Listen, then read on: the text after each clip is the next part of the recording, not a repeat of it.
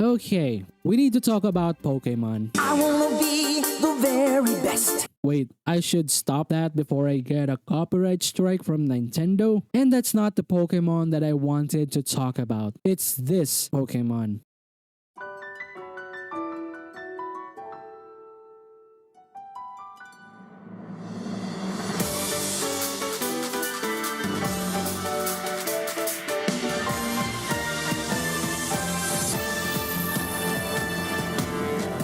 If you don't know what that is yet, introducing Palworld. It is this new game that was launched in early access through Xbox Game Pass and Steam from the developers Pocket Air. It is an open world populated by creatures called pals. Who's that Pokemon?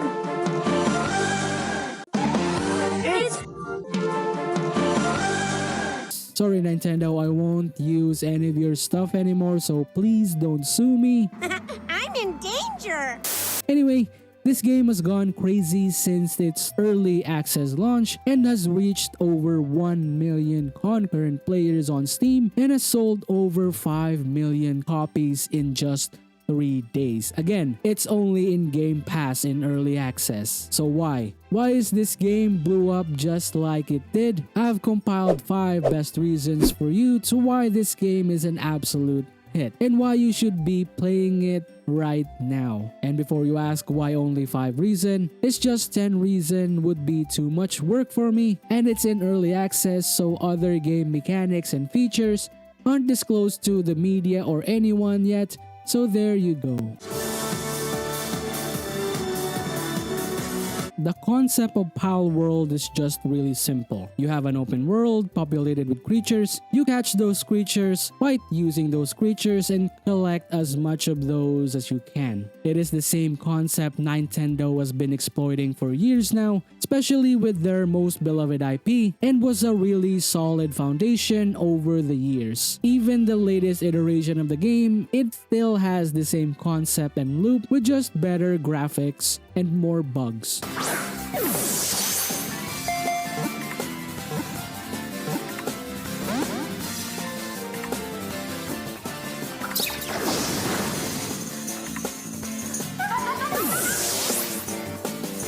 It's not actually new to anyone in the industry to have a catch and collect mechanic, though throughout the years, many games like Digimon World, Monster Rancher, Monster Hunter Stories, and the most obvious can I copy your homework ever with Dragon Quest that inspired the Pokemon series years back. Palworld's concept was actually inspired by not Pokemon, it was Ark Survival Evolved back in 2015. It is an action survival game that sets you in an open world filled with dinosaurs that you can tame, ride, and do sort of stuff with. What?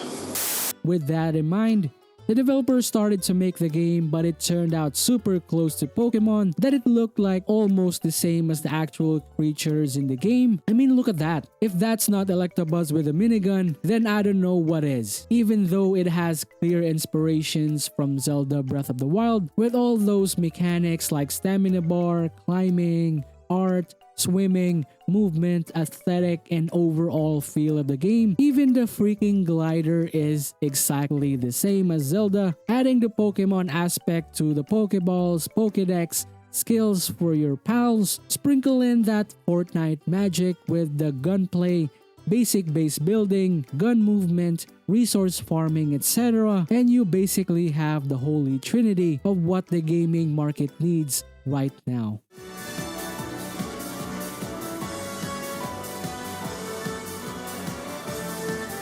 Starting from the character creation, it's just very simplistic and easy to understand. You have the basics of the character creator in any sort of game, but here you name your character first before you start editing, which is a bit odd. Anyway, right after that, we are greeted with the modern version fitting of a 21st century character creator. What's cool about this, it is very inclusive to whatever you want to be, especially in the body slider section. It has the standard stereotypical the rest of the world body shape and what you can consider the regular version. In addition to this, They finally added in an American version to the slider. Finally, we can get that representation for 2024. Let's go. Alright, I just want to address this issue before we continue. I've been rambling about Pokemon this, Pokemon that for a few minutes now, so I'll stop. The game is Palworld, and the creatures are called Pals. They are not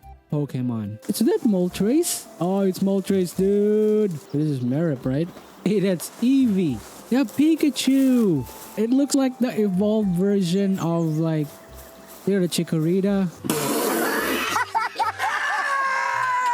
Okay, I don't care anymore. I'll just call them Pokemon. Right off the gate, you are greeted with 3 Pokemons and they leave you a Pokédex on the ground. Having set your first travel point from the glowing Moltres statue, you finally set out your first adventure. You find a few Merips here and there, a few Meowth, or maybe you find an Hoot Hoot on the side. But here on your first interaction with NPC, the setting of the world is already established. The NPC tells you that all of these little cute creatures are not your friends. They are these evil little things that will attack you and kill you any chance they get. They will also be happily devour your dead corpse if you're unfortunate enough to be downed by them. So you can remove the guilt and have fun slaughtering them to your heart's content.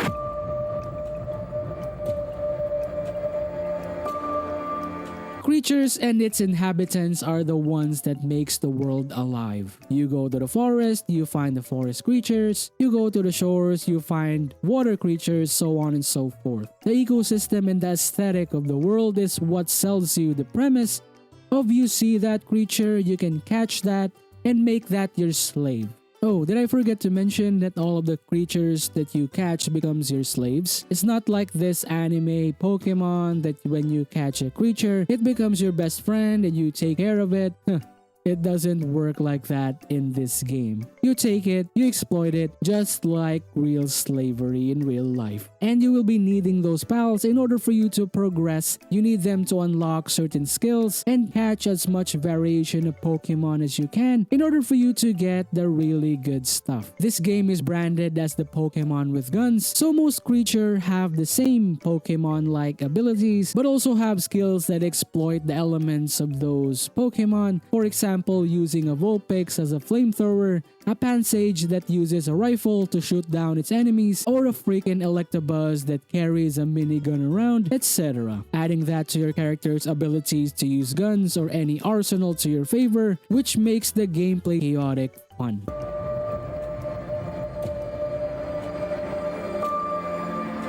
Here is where the action survival aspect of the game really stands out. Just like Ark, you build your base that acts as a fast travel point where you can house your Pokemons and do whatever you want to them. You can build your own base to gather resources in order for you to unlock more powerful guns, weapons, and also armor. While the base management and variations is just very simple, it is certainly alright for an early access game to make the basic looking camps for you to stack your resources. I don't know what seems so satisfying to abuse these little creatures to do manual labor and all of those stuff for you without giving them any compensations in return. Aside from giving them food and a bed to sleep outside, in the cold or in the heat, raining or sunshine, we don't actually care, just to keep them alive to make them work some more. Making your Pokemons do manual labor while you get more Pokemons to exploit and capture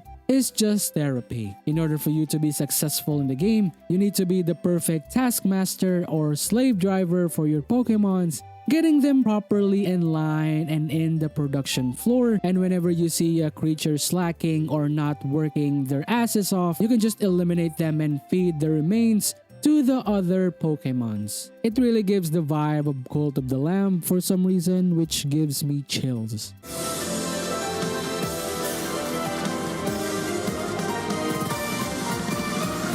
Finally, the game is fun. Obvious, right? I know the game may be quite brutal and harsh sometimes for some people. I mean, exploiting these cute and lovable creatures that looks like animals or Pokemons maybe look off-putting. Hitting them with a bat, shooting them with a bow or a gun may be a bit harsh for that sheep. It is certainly not for anyone. It goes for the cases of other games in any genre. All I can say is that the game is what's missing or lacking from the gaming landscape right now. Nintendo had years and years to improve the formula of Pokemon, especially the creature collection, but they never done anything new. I was a fan for Pokemon for many years since my childhood and has grown to just forget about the franchise like all of those million people who loved the genre years and years ago. And for honesty, the formula just got old. I mean, look at Ash. He has been a teenager for decades now, using his legendary ancient Pokemon Pikachu, and has been through gym battle,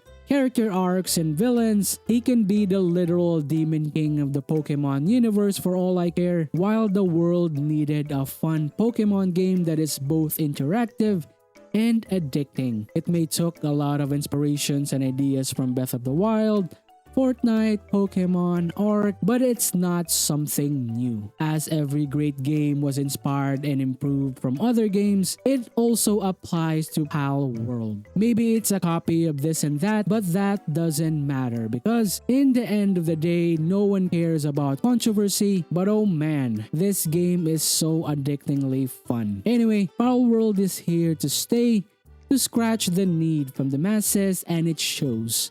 Now the game is among the top 5 highest peak concurrent players ever on Steam, beating Lost Ark, Dota 2, Cyberpunk 2077, Elden Ring, Baldur's Gate 3, and the like. For a $30 early access Xbox Game Pass, that is just absolutely insane. Once the full release is out, we can only imagine how crazy it will be. The hype may die down for a little bit, or it may also explode in popularity and have more players than anyone ever expected. Honestly, for me, the future is really promising for Palworld, and if they play their cards right, there is a very big possibility that it can overthrow the GOAT PUBG from its #1 spot, or at least Counter-Strike at #2. Alright guys, thank you for watching the video. I normally don't do this sort of thing, so if you guys enjoyed the show, consider hitting that like button. And I'm curious to know, how are you enjoying Palworld, or are you considering playing it soon in the future? Would love to know all about it in the comments down below. Shoutouts for all the people who subscribe and keep supporting the channel.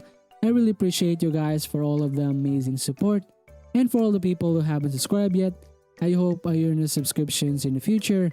But if I earn it today, please consider hitting that subscribe button. It really helps me out a lot.